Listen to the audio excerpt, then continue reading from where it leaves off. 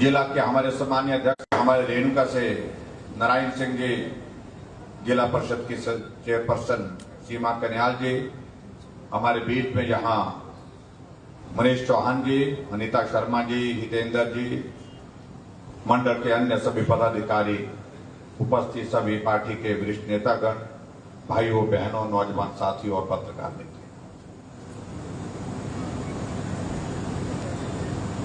एक बहुत ही गंभीर विषय पर मुझसे पहले हमारे साथियों ने यहां पर बात कही है।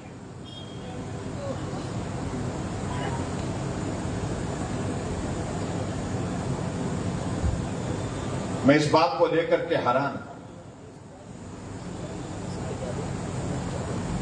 कि राजनीति के लिए आदमी कितना गिर जाता है, उसकी सोच में किस तरह का विकार आ जाता है। इस बात का उदाहरण अगर देखने को अगर मिलता है तो मुझे लगता है कि वर्तमान सरकार का जो मुखिया है, उनके काम करने के तौर तरीके से, उनके व्यवहार से दिखता है। विधानसभा का चुनाव हुआ, चुनाव के परिणाम निकले, थोड़ा सा अंतर रह गया, वो सत्ता में आ गए। उम्मीदों को थी कि नहीं थी मुख्यमंत्री बनने की, लेकिन मुख्यमंत्री बन गए। और मुख्यमंत्री बनने के बाद पहला बयान उनका सार्वजनिक रूप से जो आप लोगों ने भी सुना, आप लोगों ने भी देखा, वो यही था कि मैं उस हिमाचल प्रदेश में उस पार्टी को हरा करके आया हूं जिसकी विचारधारा हिंदुत्व की है, 97% हिंदूवादी पार्टी को हरा कर। मैं उसी दिन से अंदाजा लगा रहा था, ये सोच स्वस्थ सोच नहीं है, ये सोच देवभूमि के हित की सोच नहीं है, ये सत्ता के लालच में एक विकृत सोच का परिदर्शन मुख्यमंत्री जी कर रहे हैं। इस बात की कहने की आवश्यकता क्यों महसूस हुई? सारा प्रदेश आज से पहले एक नहीं अनेक चुनाव हुए, कई मुख्यमंत्री बने, लेकिन किसी ने इस तरह के शब्दों का इस्तेमाल नहीं किया। लेकिन सोच के पीछे वजह क्या है, वो सारी चीजें आज जो है इन घटनाओं के माध्यम से जाहिर।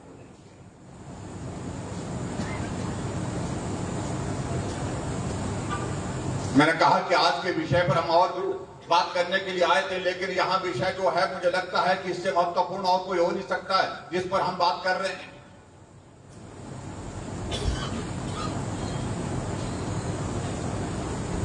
ये देवभूमि हिमाचल प्रदेश में ऐसे हालात आज से पहले कभी नहीं देखे।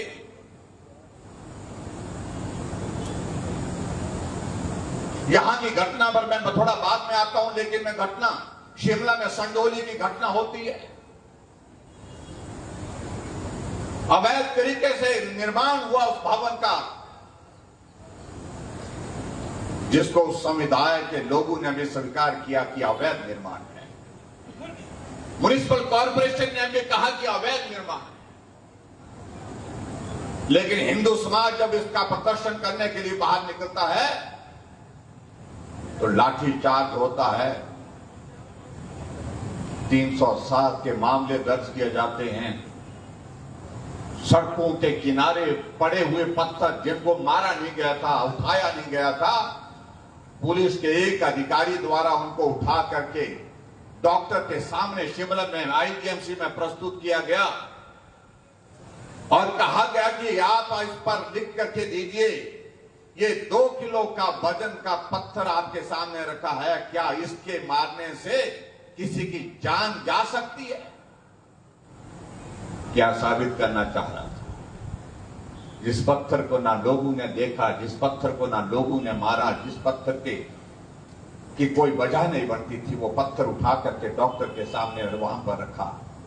वजह उसके पीछे एक थी कि डॉक्टर लिख करके दे कि 307 का मामला दर्ज हो सके, अटेम्प्ट टू मर्डर का मामला दर्ज हो सके, और इसलिए डॉक्टर को बार बार दबाव डाल करके ये कहा जा रहा था कि आप इसको ग्रीवियस इंजरी कहिए, इससे जान जा सकती थी, इस पत्थर से ये लिखिए। और कितने लोगों के ऊपर मामले वहां पर दर्ज हुए पड़े। ये हमारे हिंदू समाज का धैर्य है कि फिर भी हम संयम में हैं, और उनको इस बात को समझना चाहिए कि ये धैर्य बार बार आप परखने की कोशिश मत करिए। इस बात को समझने की आवश्यकता है। शिमला में एक और घटना होती है, एक मंदिर है,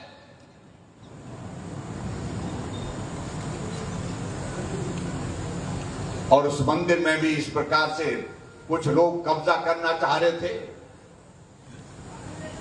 विधानसभा के साथ वो परिसर है वहां पर, और उस कब्जे के लिए वहां रातों रात वहां पर हमला करके, वहां पर पथराव करके, इस प्रकार के हालात पैदा करके, और वहां से भी एक पत्थर उठा करके शिमला के जो है वो पुलिस के एक अधिकारी डॉक्टर के पास ले जाते हैं कि कहा ये 2.5 किलो का पत्थर है, और इस 2.5 किलो के पत्थर से क्या किसी की जान जा सकती है। ना उस पत्थर को किसी ने मारा था, किसी ने उठाया नहीं था, लेकिन एक ही मकसद कि मामला एक विचारधारा के विशेष के लोगों के खिलाफ दर्ज किया जाए, और मामला ऐसा हो जिसमें 307 का जिक्र हो, अटेम्प्ट टू मर्डर। हमने सरकारें एक नहीं अनेक देखी है, लेकिन हम सोचते थे कि ये पुलिस के लोग, पुलिस के अधिकारी उम्मीद करते हैं, आज भी हम कहते हैं सब एक जैसे नहीं, यहां से न्याय की उम्मीद करते हैं, हम सच्चाई की उम्मीद करते हैं कि जो पुलिस के अधिकारी, हमारे दूसरे अधिकारी, प्रशासनिक अधिकारी जो भी करेंगे वो न्याय की बात करेंगे। लेकिन बहुत विचित्र लगा भाई और बहनों, जब यहां की घटना का हमने जिक्र सुना, अभी आपने उसका वृत्तांत डिटेल में आपके सामने डॉक्टर राजीव बिंदल जी ने, सुखराम चौधरी जी ने लिखा।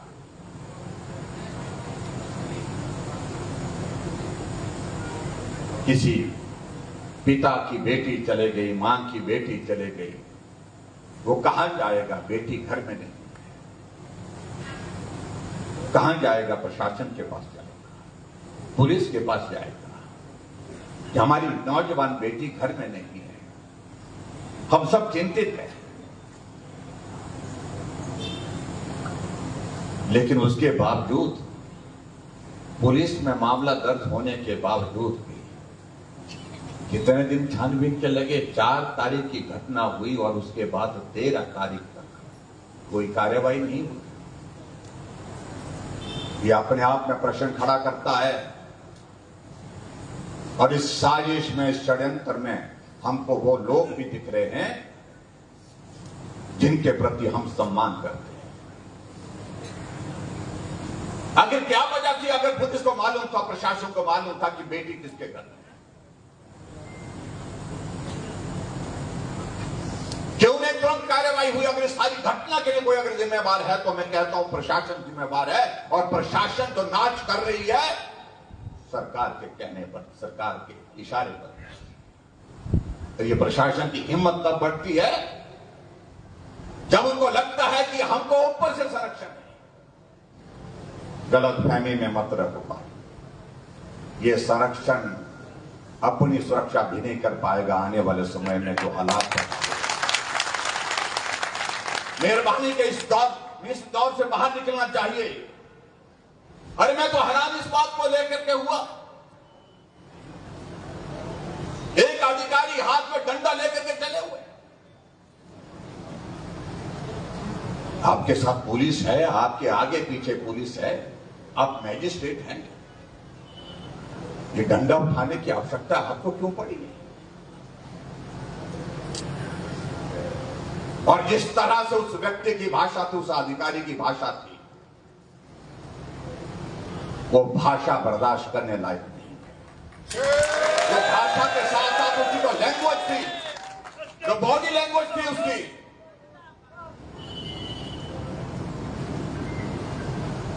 मुझे मालूम नहीं क्या नाम अधिकारी का है, कोई बोर्ड तो कीमा है क्या मालूम नहीं।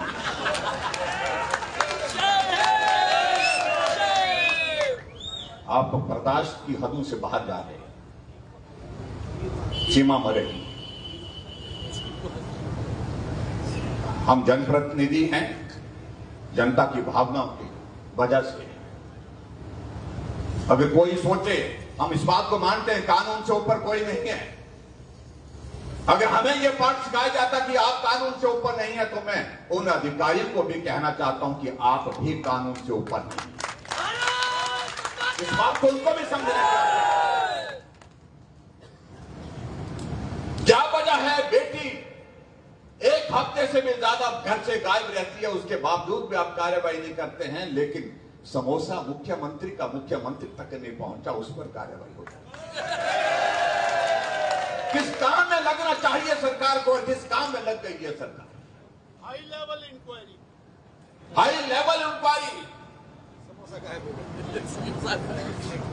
आज तक के इतिहास में हमने हिमाचल प्रदेश में क्या, मुझे लगता है कि पूरी देश भर ने इस तरह से देखा कि जिस तरह का मजाक वर्तमान सरकार की बना। कभी जंगली मुर्गे की इंक्वायरी, कभी समोसे की इंक्वायरी, कभी किसी चीज का। आखिरकार घर से बेटी गायब हुई है, उस पर जांच नहीं हुई। क्या जवाब है इस बात का? बताएं तो सही। बताने की हालत में नहीं। और मैं इस बात को बड़ा साफ कहना चाह रहा हूं, हमने हिमाचल प्रदेश में बहुत सारे नेताओं के साथ काम किया है, सत्ता में रहे, विपक्ष में रहे। ये चीजों की हमको आदत है, ये धाराएं, ये सारी चीजें करने। जो आप बोलते हैं कि हम इस तरह से डरा देंगे, कोई फर्क नहीं पड़ता है। अगर आज भी अगर आपको मामला दर्ज करना है तो हम यहां पर खड़े हैं, हमारे ऊपर मामला दर्ज करें।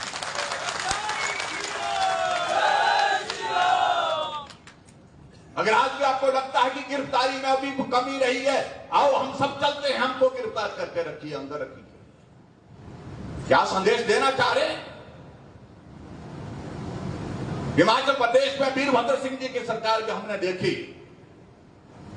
लंबे समय तक रही, लेकिन जिस प्रकार से ओछी हरकतों पर वर्तमान सरकार का कामकाज चल रहा है, ये कभी नहीं देखा।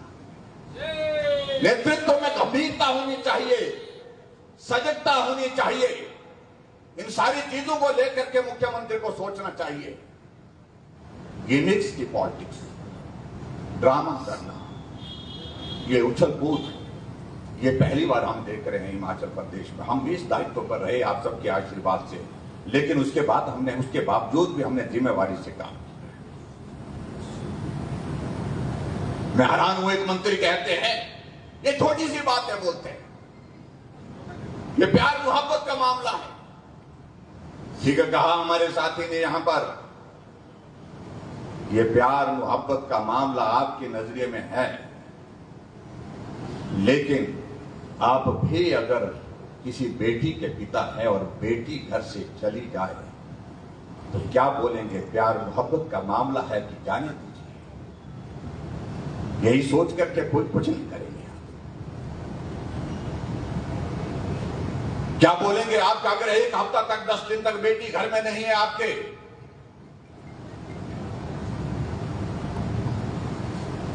क्या आप चैन की नींद सो पाएंगे? आप खाना खा पाएंगे?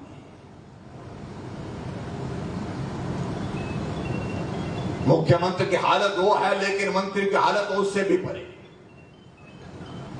ये सोच में विकृति है, सोच को ठीक करने की आवश्यकता में ये साफ कहना चाह रहा हूं। फिर बाद में उनको लगा शायद मैंने गलत बोल दिया, ज्यादा बोल दिया, फिर उसको लिपापोती करने की कोशिश, कहने लगे कि नहीं पुलिस ने कार्रवाई करनी चाहिए थी। या हमको सुना रहे हैं, आप बयान दे करके बोल रहे हैं। आप इस जिला के मंत्री हैं, आप मंत्री होकर के पुलिस के अधिकारियों को कहते कि बेटी को लेकर क्या हो, बाकी बातें बाद में होंगी, पहले बेटी को लेकर क्या हो, होना ये ठीक था। आखिरकार हो क्या रहा है ये सारी चीजें?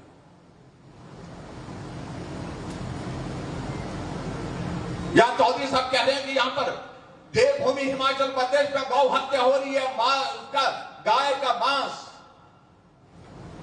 हमारे पड़ोस के राज्यों में जाकर के बेचा जा रहा है। क्या ये बर्दाश्त के योग्य है?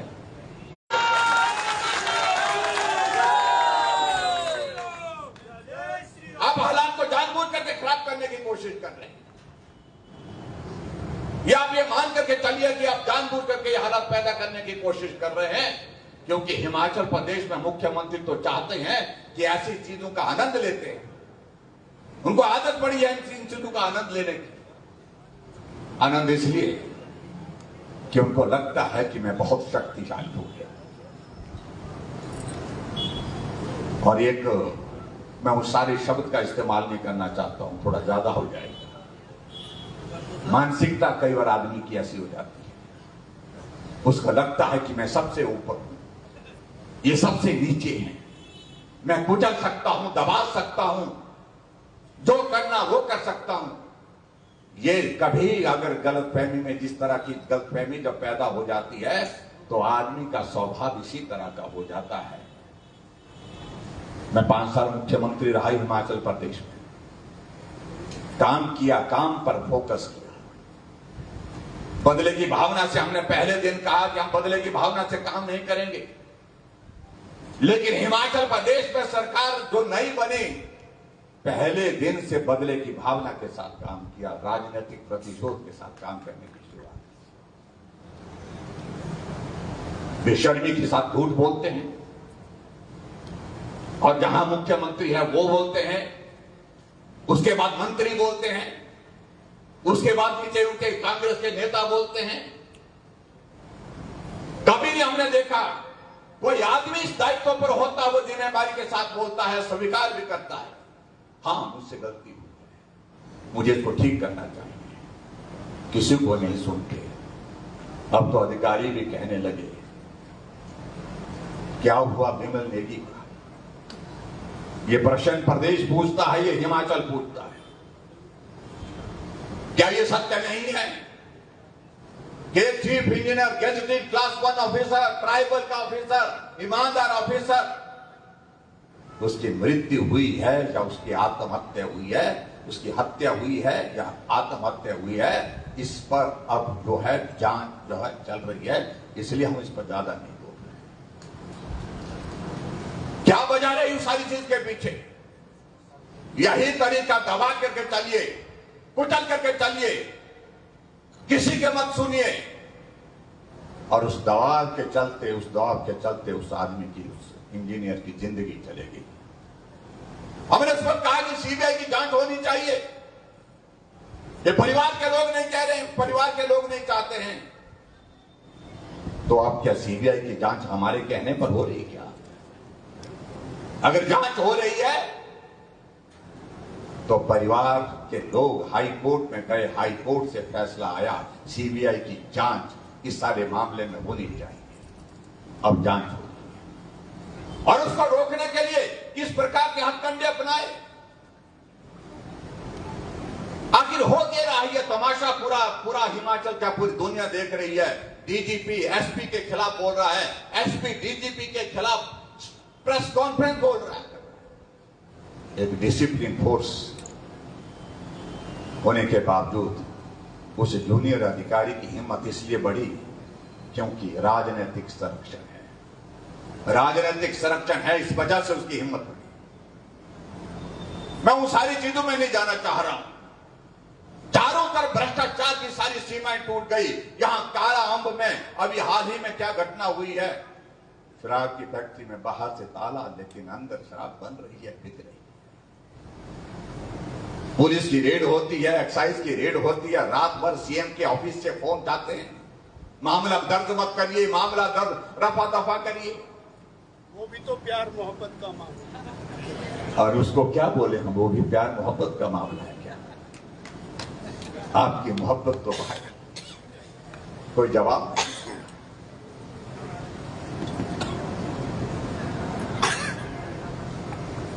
इसलिए भाई और बहनों, मैं आज के इस कार्यक्रम में इतना मैं कहना चाहता हूं, हम परिवार के साथ हैं, और परिवार के साथ हम ही नहीं, पूरा समाज साथ में है। पूरा भारतीय जनता पार्टी में आज कहूंगा कि हम भी साथ हैं। पुलिस के अधिकारी, प्रशासन के अधिकारी अगर हमारी तो मुझे लगता है कि रिकॉर्डिंग भी कर रहे हैं, हम अपने आप भी कर रहे हैं, मालूम नहीं वो क्या रिकॉर्ड करेंगे, हम अपना ही रिकॉर्ड दे देंगे उनको। मुख्यमंत्री तक ये संदेश पहुंचाए कि ये सारे के सारे मामले जो हमारे लोगों के, हमारे समाज के, हिंदू समाज के खिलाफ आपने दर्ज किए हैं, इनको तुरंत वापस लिया जाए, तुरंत वापस लिया जाए। और जो गिरफ्तार किए हैं उनको रिहा किया जाए। और सारी चीज के लिए अगर दोषी है तो सरकार दोषी है, प्रशासन दोषी है कि इस घटना को इस अंजाम तक पहुंचाने के लिए कोई और दोषी नहीं है। मां बाप ने तो सिर्फ इतना ही निवेदन किया था कि बेटी गुम है, बेटी हमको दे दीजिए। पुलिस को मालूम था बेटी कहां है, लेकिन क्यों नहीं दी गई, ये अपने आप में प्रश्न खड़ा होता है। क्या जवाब है इस बात का पुलिस का और प्रशासन के पास? समय निर्धारित किया, क्या समय निर्धारित किया? 12 बजे कहा कि 12 बजे, 13 तारीख को कहा कि शायद निकलने कि 12 बजे तक आपके पास बेटी दे देंगे। लेकिन उसके मायने क्या है? उसका मायने यही है कि बेटी और वो जो घर, जिसके घर में वो बेटी चले गई थी, आपको जानकारी थी, तभी आप कह सकते हैं कि 12 बजे तक हम आपको उनको सुपुर्द कर देंगे।